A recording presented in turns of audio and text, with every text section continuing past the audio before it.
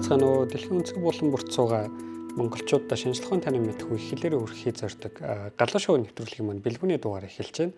Тэгэхээр өнгөрсөн 7 хоногт айгүй сонирхолтой 3 мэдээ боллоо. Тэр нь юу вэ гэхээр бидний нэлээд удаан хүлээж исэн би баг юу вэ 6 жилийн өмнө танилцуулснаас нь хойш бах те Артемис хөтөлбөр Артемис 2 дугаар Артемис гэж хэлж болох. Артемис 2 хөтөлбөрийн хамгийн ихний сарлуу чиглэсэн гэхдээ саран дээр газардахгүй сарлуу чиглээд сарыгаа нэг бүтэн тойроо тэгээ буцаж ирэх юм төлөвлөгөөтэй байсан хөөргөлт маань хойшилсан байгаа. За хойшлохдоо бүр 3 дугаар сарын эхэн рүү болж хойшилсан. За ингэж хойшилсны улмаас карантинд орсон байсан сансрын нисгэгч нарыг карантинаас нь гаргасан мөн дараагийн нислэгийн тов яг тодорхой болох юм бол энэ хүмүүсээ буцаагаад 2-7 хоногийн карантинд оруулах хэрэгтэй болж байгаа. Тэгэхээр яг ингэж карантинд оруулах нь өөрөө сансрын хог хаягдал болон сансрын нисгэгч нарын дүрэн байгаа тэр тухай баг их нь одоо үжи мэддэг болсон байгаа баг. Тэгэхээр яг ийм сартай холбоотой юм дээр бас нэг юмыг нэмж хэлэхэд тэрний юу гэхээр хүмүүс нөгөө одоо болтол саранд буугаагүй саран дээр хүн буугаагүй гэдэгт итгэдэг хүмүүс байдаг юм байлээ тэр бол гэтээ бол нөгөө нэг шашин биш шүү дээ итгэх үл итгэхээс хамаарсан үнэн шүү дээ тэр бол бид нар саран дээр очиж буусан зүгээр сүүлийн 50 жилийн хугацаанд бол саран дээр очиж буугаагүй. За асуудал яагаад ийм байсан бэ гэхээр нэгт энэ бол үнэтэй байсан. Саран дээр очиж бууна гэдэг маань өөрөө маш үнэтэй. Дээрэс нь хүний амь нас яригдчихэж байгаа тий. Тань чи хүн буулган гэдэг маань өөрөө сансрын нисгэгчийн амь нас яригдчихэж байгаа маш чухал асуудал. Тийм учраас бид нар нэг сансрын технологид хямдхан болох хэрэгтэй байсан. Илүү аюулгүй болох хэрэгтэй байсан. Дээрэс нь илүү олон шинжлэх ухааны шалтгаануудыг олох хэрэгтэй гэсэн үг. За саран дээр очиод зүгээр л нэг юу аваад ирэх биш. Хөрснийхэн дээж аваад ирэх биш тий. Өөр олон ач холбогдолтой зүйлийг хиймээр байна. Нэг гэсэндээ ихэнх юм шинжлэх ухааны судалгаа болон туршилтууд маань яаж явагдав гэхээр нэг сумаар дор хаяж би 4 тулаа буудах хэрэгтэй тий. Дор хаяж шүү. Тэгэхгүй бол би маш бага мөнгөөр маш их хэмжээний зардал маш бага мөнгөөр маш их хэмжээний боломжийг гаргаж маш их хэмжээний судалгааг хийхгүй бол тэр өөрөө зардал маш их болчдөг. Тийм учраас сарны судалгаан дээр ч гэсэн бид нар сарлуу очлоо. Зүгээр л нэг сарлуу очиод зураг давруулаад буцаад ирэх бол хинт ч ашиггүй асуудал тэр. Өнөөдөр бол тэр бол дэлхий дээр бүр хинт ч ашиггүй. Тийм аялал жуулчлал хий гэсэн ч энэ маань өөрөө зардлаа нөхөх тийм бизнес модель биш байна. Тэгэхээр сарлуу нэгэнд очихоор болсон юм бол очоод нэг дээж авъя тий хөрсний дээж авъя хоёрт хаана буух уу гэдгийг маш сайн тогтоох хэрэгтэй. Өмнө нь буусан 12 буултаар бид нар ингээ хаана буусан юм бэ? Тэр дунд ямар сонирхолтой судалгаанууд хийгдвэ? Ямар геополитик гинэ географикийн зургууд авсан юм бэ гэдэг энэ судалгаануудыг хийх хэрэгтэй байдаг учраас энэ олон зүйлүүдийг ингэж ярьж хойшилсан ба. За мэдээж технологийн маш олон зүйлүүд энэ ч нөлөөлж байгаа л да. Өнөөдөр бол технологи нэгт маш хямдарсан тий 50 жилийн өмнөхтэй харьцуулахад бол сансрын технологи тодорхой хэмжээнд хямдарсан байгаа. Дээрэс нь хувийн агентууд сансрын технологид орж ирснээр энийг хямдхан болгосон дахин ашиглах зорилттой буужингуудын төслүүдийг оруулж ирсэн. За ийм давуу талууд үүссэн байна өнөөдөр. Гэтэл ягаад тэгвэл энэ 2 дугаар Артемисийн нислэг хойшлогдчихвоо тийм өнгөрсөн 7 хоногт болох ёстой нислэг мань хойшлогдчихвоо гэхээр түлшний баллон байгаа тийм үү. Тухайн пуужинг маань түлшний баллон болон их бие гэдэг юм хэсгүүд байгаа тийм. Тэгэхээр түлшний баллон их бие гэдэг хэсгүүд байгаа. Өнгөрсөн 7 хоногт туршилтын хөөргөлт хийсэн байгаа. За туршилтын хөөргөлт гэдэг нь юу гэхээр жигнэс нь хөөргөхгүй яг хөөргөх хүртэлтэй игнишн явагдах хүртлэх бүх процессыг давтаж хийдэг гэсэн үг. Тийм чи сансрын нисгэгч нар хөлөгтөө орж суун бүх модулуудаа дагна, бүх протоколуудаа дагна. Тэгээ тэнцээд түлш яаж ажиллаж байна, хөлөг яаж ажиллаж байна, түлш пуужин хоёрын хооронд ямар процессууд явагдаж байна. Энэ болгоныг юм ажиглах зорилгоор туршилтын хөөргөлт гэдэг процессыг хийдэг. За гэсэн чи харамсалтай нэг энэ процессын үеэр шингэн ус төрөгч алдагдаж эхэлсэн. Түлшнээс аваас шингэн ус төрөгч алдагдаж эхэлсэн. За тэрийг ямар нэгэн халаах байдлаар хайлуулах байдлаар буцааж нөхөх гэж оролцсон боловч энэ бол амжилтанд хүрээгүй. За ингээд яг хөөрх командыг өгөхөөс туршилтын хөөрх командыг өгөхөөс 5 минутын өмнө алдагдаж байгаа шингэн ус төрөгчийн маань хэмжээ дээд зэгтээ хүрсэн учраас бүх туршилтын хөргөлтийг зогсоогоод ажлын баг томилогдоод за одоо яг ингээ ямар учраас ингээд яагаад байна шингэн ус төрөгч алдагдаад байна. Энэ ирээдүйд ямар аюул учруулж болох вэ? Энийг хэдүүлээ яаж засах вэ гэдгийг ажлууд руу орсон байна. За гэхдээ ингэж ажлууд руу ороод энэ бол баг энэ сарда багтаж хийгдээд одоогоор төлөвлөсөн эхний хугацаа бол 2026 оны 3 сард гэж төлөвлөж байгаа. Дараагийн хөргөлтийг 3 сард хийнэ гэдэг. Гэхдээ яагаад юм ойрхон хийж байгаа вэ гэхээр энэ яг шингэн ус төрөгч алдагдсан хэсэг байгаа шүү дээ. Тэр түлш болон пожинг их бий холбогдож байгаа хэсгүүд ба.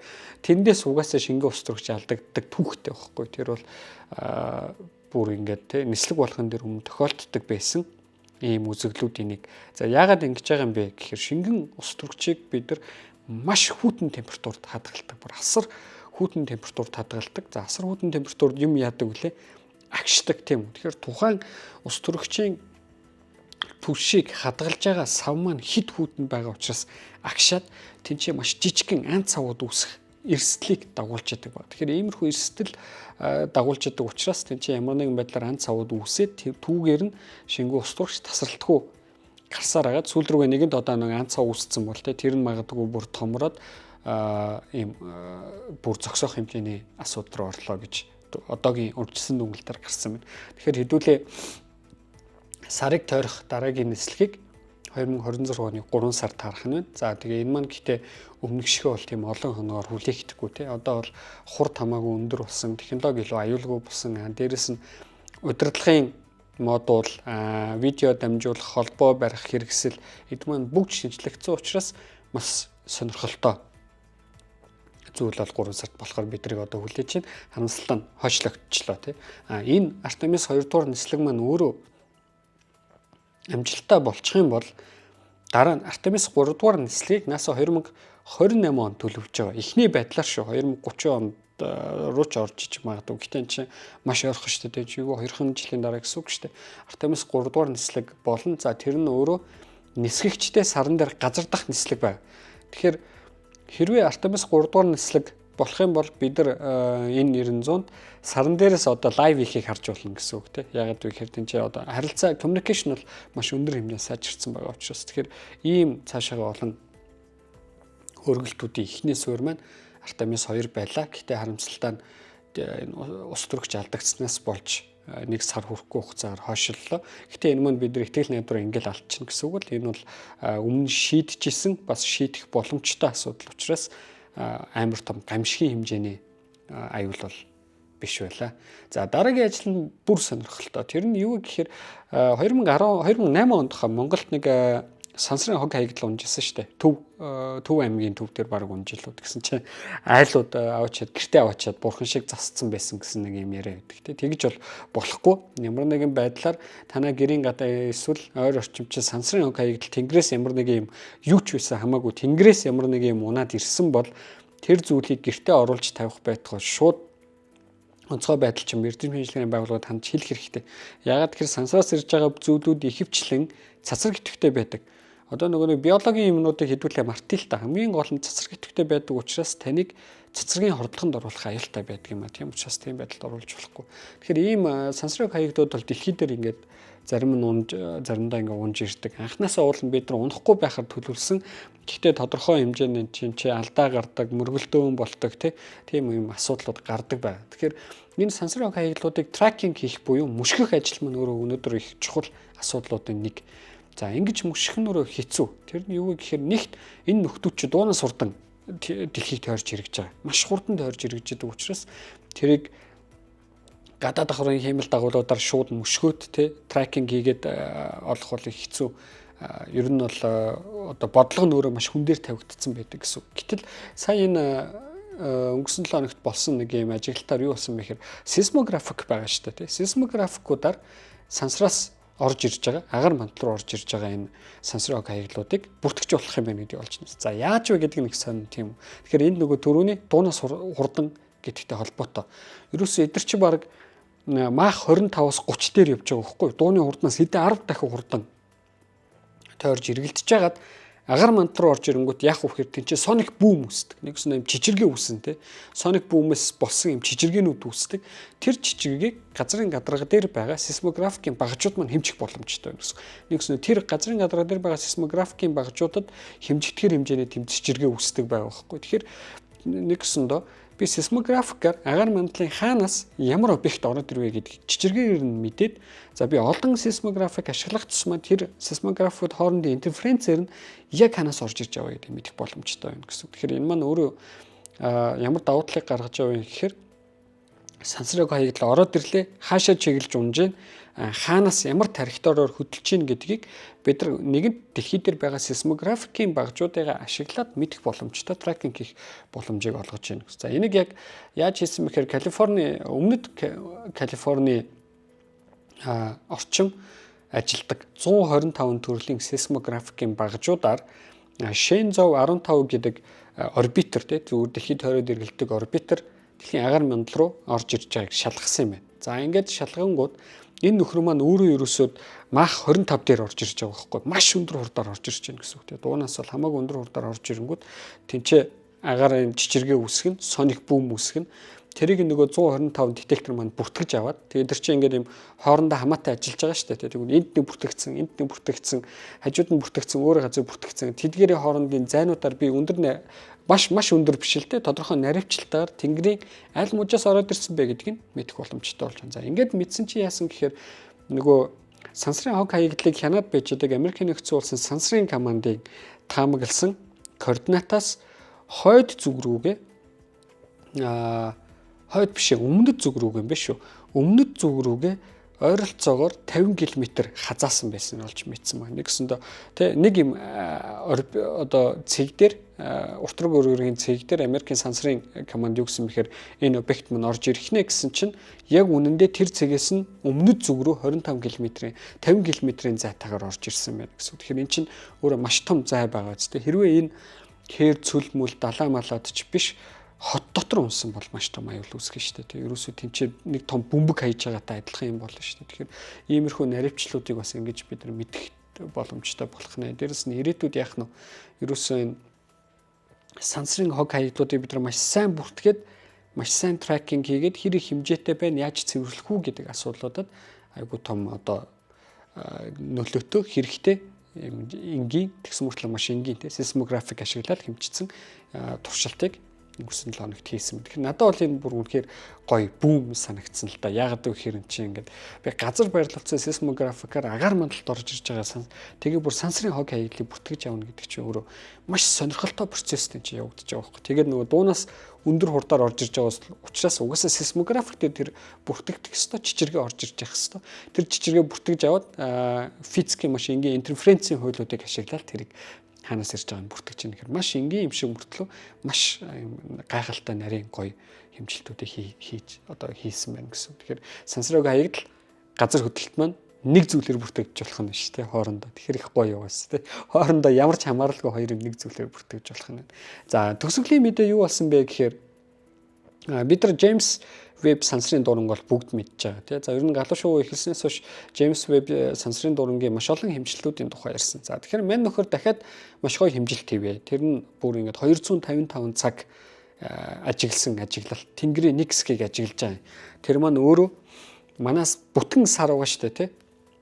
Бүтэн сарны хэмжээ одоо тэнгэрт харагдах хэмжээг 2.5 дахин үржүүлсэн гэсэн. Тийм том тэнгэрийн хэсгийг 255 цаг ажиглаад за энэ чинь нэг 10 хоног гэсэн үг шүү дээ тий.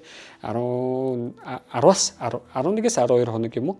Тэгээ 11 хоног дунджаар 11 хоног ажигласан байна. Тэнгэрийн нэг хэсгийг за ингэж ажиглаад юу хийсэн гэхээр маш өндөр нягтралтай зураг гаргаж авна тэнгэр. Яг тэгэхээр удаан ажиллах тусам тухайн тэнгэрийн хэсгээс маш их гэрэл орж ирнэ. Миний зургийн чанар маань сайжраалын.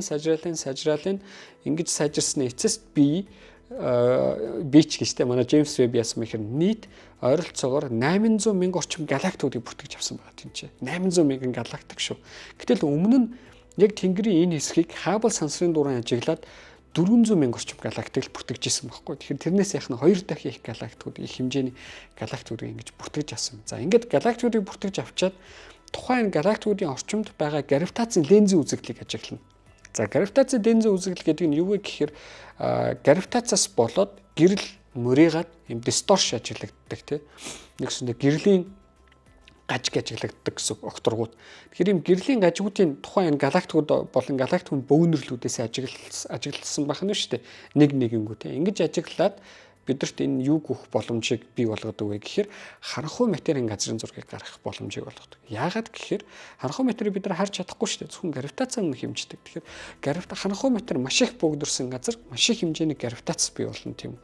Тэр гравитац нь өөрөө ойр орчмоор нь явж байгаа гэрлүүдийг мөрөөлгаад гравитацийн линзийн үзэгдлийг бий болгодог байх нь. За ингээд энэ линзүүдийг ажилласнараа би харанхуй материйн галактикуудын орчмын түгэлтийн харанхуй материйн газрын зургийг гаргах боломжтой. Тэгэхээр энэ зураг маань өөрөө одоогоор хүндрэлтний авсан байгаа хамгийн өндөр нэгттэй хамгийн том тэнгэрийн эсгийг хамарсан хамгийн сайн харанхуй материйн газрын зураг болж гарч ирж байна. Тэгэхээр ингэж харанхуй материйн газрын зургуудыг авснаар яах вэ гэхээр ерөөсөө харанхуй матер гэж юу юм?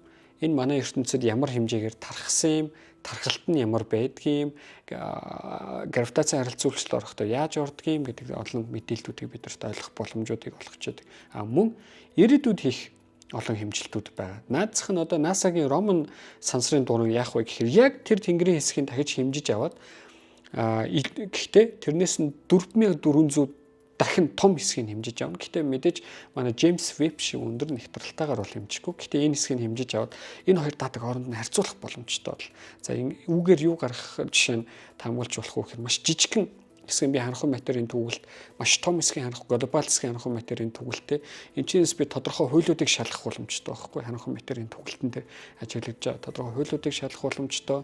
За мөн гравитацийн одоо тэгэд онолууд байгаа Эйнштейний онолыг өргөтгсөн эсвэл Ньютоны онолтой холсон ч юм уу юм янз янзын онолууд байгаа харанхуй материйн янз янзын онолууд байгаа. За эдгээр маань энэ яг энэ түгэлтүүдийг өгж гин үү локал түгэлтүүд нь ямар байна те ангуляр момент үнцгийн моментийн түгэлт нь ямар байна гэсэн мэдээллүүдийг бидэрт өгөх боломжтой болно гэсэн үг. Тэгэхээр энэ маань өөрөө ирээдүйд ерөөсөө харанхуй матер гэж яг юу юм манай ертөнцид энэ яагаад байгаа юм ямар байдлаар тархдаг юм ингэж тархахдаа яаж хоорондоо харилцуулалт ордог юм бэ гэдгийг судлахад маш том одоо нэг хаалгуудыг нээсэн юм сонирхолтой хэмжилт болсон байна. Тэгэхээр өнгөрсөн тоногт ийм сонирхолтой 3 мэдээ боллоо. Миний хувьд бол хамгийн сонирхолтой нь энэ харанхуй матер гэхээс илүү сейсмографикийн багжууд ашиглаад сансрын хаяглыг бүртгэж авна гэдэг бол үнэхээр гайхалтай гоё туршилт мэдээ байлаа. За дараагийн 7 хоногоор дахин уулзтлаа баяр та.